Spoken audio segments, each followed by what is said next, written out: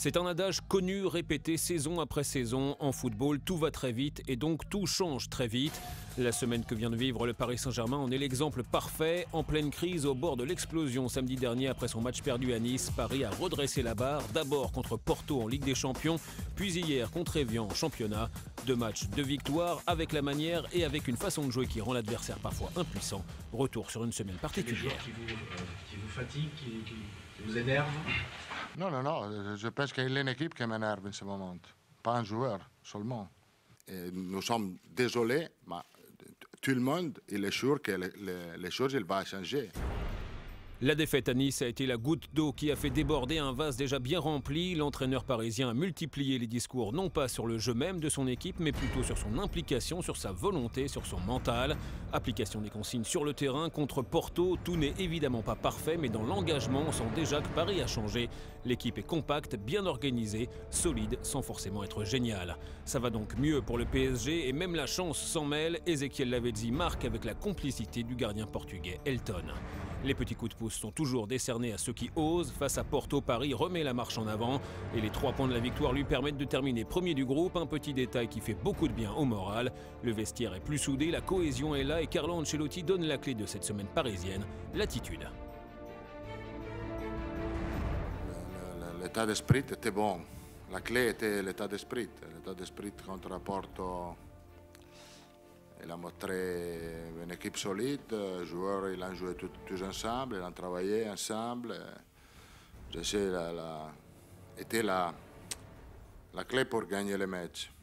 Attitude sûre et en dehors des terrains donc, et ceux qui n'y adhèrent pas sont écartés. Première victime, Néné.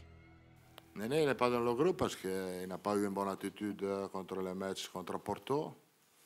Il était énervé, ce n'est pas bon. Et quand un joueur n'a pas une bonne attitude, je ne veux pas utiliser. C'est normal. S'il change l'attitude, il va retourner à jouer, à être disponible. S'il ne change pas, il ne joue pas. L'avantage avec l'implication, c'est qu'on voit tout de suite si elle est mise en place. Contre Evian hier, le collectif parisien étouffe d'entrée une équipe savoyarde beaucoup trop repliée. Les joueurs d'Ancelotti ont du temps pour préparer leurs actions. Les situations dangereuses se multiplient sur le but de Bertrand Laquet.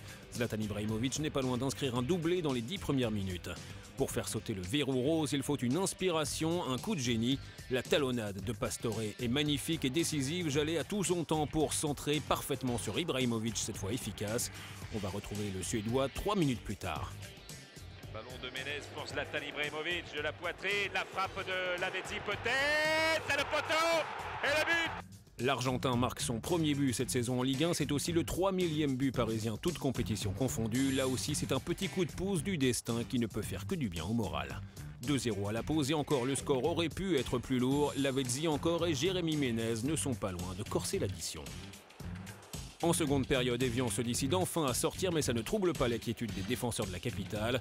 Au contraire, c'est Paris qui se montre le plus dangereux. Ibrahimovic trouve le poteau. Evian va craquer dans les 10 dernières minutes. Thiago Motta puis Gamero inscrivent les 3e et 4e buts parisiens. Le score n'est pas flatteur. Hier, il y avait vraiment une classe d'écart entre les deux équipes.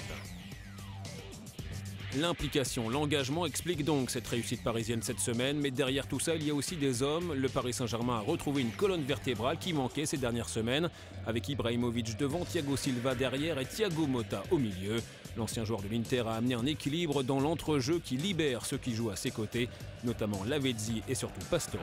L'accolade avec Ancelotti à sa sortie est tout sauf fortuite. Victoire contre Porto, victoire contre Evian, des joueurs concernés qui jouent enfin en équipe.